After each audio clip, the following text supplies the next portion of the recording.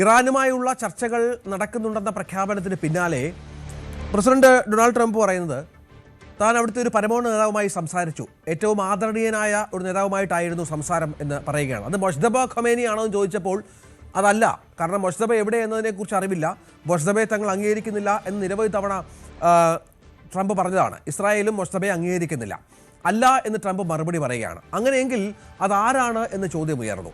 മറ്റൊന്ന്, ഹോർമുക്സ് സംയുക്തമായി നിയന്ത്രിക്കപ്പെടുമെന്നും ട്രംപ് പറയുന്ന പശ്ചാത്തലമുണ്ട്. ഇതിലും ഒരു തരത്തിലുള്ള ധാരണയും ഇറാന്റെ ഭാഗത്ത് നിന്ന് ഉണ്ടാകുന്നില്ല. കാരണം നമുക്കറിയാം, ഹോർമുസിന്റെ പൂർണ്ണ നിയന്ത്രണം ഇറാനുമായി ബന്ധപ്പെട്ടാണ്. അത് അമേരിക്കയോടുകൂടി ചേർന്നുള്ള നിയന്ത്രണം ഉണ്ടാകുമോ എന്നുള്ളതും ഇറാന്റെ മറുപടിയില്ല. അതും വെറുമൊരു പാഴ്വാദഗതിയായിരുന്നു. 15 കാര്യങ്ങളിൽ ധാരണയായി ഇതിൽ ആണവായുധം നേടില്ല എന്നുള്ള ഉറപ്പ് കൂടി ഇറാൻ നൽകിയിട്ടുണ്ട് എന്നുകൂടി ട്രംപ് പറഞ്ഞു വെക്കുകയാണ് ട്രൂത്ത് സോഷ്യലിൽ കൂടി. ഒപ്പം മറ്റൊന്ന്, ഇറാന്റെ പാർലമെന്റ് സ്പീക്കർ മുഹമ്മദ് ബാഗർ ഗാലിബാഫുമായാണ് ഈ ചർച്ച എന്നുള്ള വിവരങ്ങൾ ചില മാധ്യമങ്ങൾ റിപ്പോർട്ട് ചെയ്യപ്പെട്ടിട്ടുണ്ട്. ഇതൊക്കെ ട്രംപിന്റെ അവകാശവാദം മാത്രമായി നിൽക്കുകയാണ്.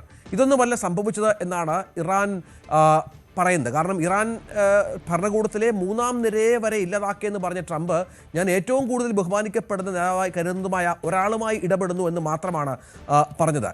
ഈ ചർച്ചകളിൽ സ്റ്റീവ് വിറ്റ്കോഫും ജാരഡ് കൃഷ്ണറും ഒക്കെ പങ്കെടുത്തു എന്ന പ്രധാനപ്പെട്ട കാര്യം കൂടിയുണ്ട്. പക്ഷേ അജയ്, ഇതൊന്നും ഇറാൻ സമ്മതിക്കുന്നില്ല. ഇതേത് നേതാവാണ്? മൊജ്തബയെ അംഗീകരിക്കുന്നില്ല, മൊജ്തബ ഗുരുതരാവസ്ഥയിലാണ് എന്നുള്ള വിവരങ്ങളൊക്കെ ഏതാണ്ട് സ്ഥിരീകരിക്കാവുന്നതാണ്. ആരുമായി ചർച്ച ചെയ്തു? ആരാണ് ഇത്തരം ഉറപ്പുകൾ നൽകിയത്? ഈ നേരത്തെ പറഞ്ഞ പോലെ ഹോർമുസിൻ നിയന്ത്രണം തങ്ങൾക്ക് തരാമെന്ന് പറഞ്ഞിട്ടുണ്ടോ? വിട്ടുകൊടുക്കാമെന്ന് പറഞ്ഞിട്ടുണ്ടോ? ഒപ്പം ആണവ വിഷയങ്ങളുമായി ബന്ധപ്പെട്ട എഗ്രിമെന്റിൽ എത്തിയിട്ടുണ്ടോ? ഇത്തരം കാര്യങ്ങളൊന്നും ഒരു വ്യക്തതയും ഇല്ലാത്ത പരാമർശമാണ് ട്രംപിന്റെ ഭാഗത്ത് നിന്ന്.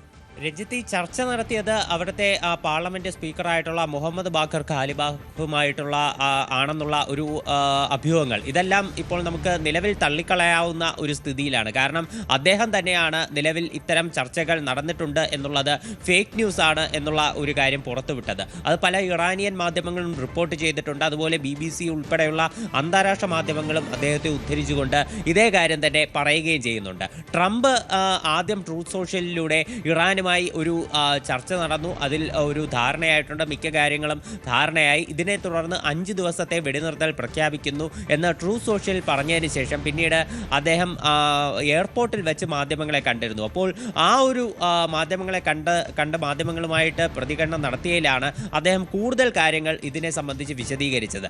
അതുമായി ബന്ധപ്പെട്ട് അദ്ദേഹം പറയുന്നത്, മുജ്തബ ഖമേനിയുമായിട്ടല്ല താൻ ചർച്ച നടത്തിയത്, ഇറാനിലെ തന്നെ മറ്റൊരു ബഹുമാനിക്കപ്പെടുന്ന നേതാവുമായിട്ടാണ് ചർച്ച നടത്തിയതെന്നാണ് ട്രംപ് പറയുന്നത്. അതായത് ട്രംപ് ഉദ്ദേശിക്കുന്നത് വെനസ്വേലയിൽ എങ്ങനെയാണോ ഒരു അധികാരമാറ്റം നടത്തിയത്, അതിന് സമാനമായിട്ടുള്ള ഒരു അധികാരമാറ്റം തന്നെയാണ് ഇറാനിൽ ഉദ്ദേശിക്കുന്നതെന്നാണ് ട്രംപ് പറയുന്നത്. ഇറാനിൽ നിക്കോളാസ് മഡുറോയ്ക്ക് പകരം ഡെൽസി റോഡ്രിഗോസിനെ പ്രസിഡന്റ് സ്ഥാനത്തേക്ക് കയറ്റി ട്രംപ് അവിടെയുള്ള ഒരു അധികാര പ്രശ്നം അത് നിയന്ത്രിച്ചു.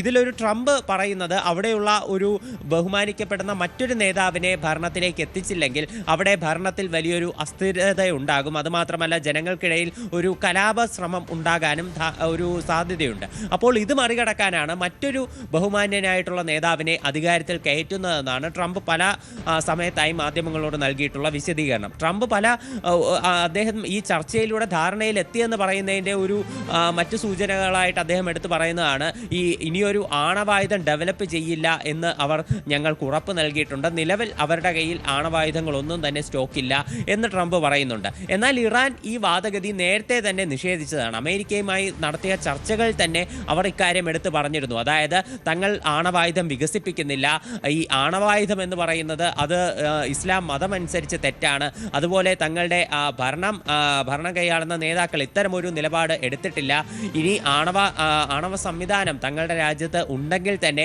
അത് സമാധാനപരമായിട്ടുള്ള യൂസുകൾക്കായിട്ടാണ്, ഈ ഇലക്ട്രിസിറ്റി പോലെയുള്ള ഊർജ്ജ ആവശ്യങ്ങൾക്ക് വേണ്ടിയിട്ടാണ് എന്നാണ് ഇറാൻ പറഞ്ഞിട്ടുള്ളത്. അല്ലാതെ ആയുധം തങ്ങൾ ഉണ്ടാക്കുന്നില്ല എന്നുള്ള ഒരു വിശദീകരണമാണ് ഇറാൻ പലപ്പോഴായി നൽകിയിട്ടുള്ളത്. അപ്പോൾ ഈ രണ്ടാമത്തെ ട്രംപിൻ്റെ ഈ ഒരു പരാമർശത്തിനും, ഈ ഭരണമാറ്റം എന്നത് കഴിഞ്ഞ് രണ്ടാമത്തെ ഈ ആണവായുധത്തിൻ്റെ കാര്യത്തിൽ ട്രംപ് മുന്നോട്ട് വയ്ക്കുന്ന ഈ വാദത്തിനും വലിയ കഴമ്പില്ലെന്ന് പറയാം. കാര്യം ഇറാൻ തന്നെ മുൻപ് ഇത് പലപ്പോഴായി സ്ഥിരീകരിച്ചിട്ടുള്ള കാര്യം തന്നെയാണ് US പ്രസിഡന്റ് ഇപ്പോൾ വീണ്ടും എടുത്തു പറയുന്നത്. അപ്പോൾ എന്താണ് ഈ ചർച്ചകൾക്കുള്ള അടിസ്ഥാനം? എന്ത് കണ്ടിട്ടാണ് ഇത്തരത്തിലൊരു സമാധാന നീക്കം ട്രംപ് നടത്തുന്നത് എന്നത് വലിയൊരു ചോദ്യചിഹ്നമാണ്.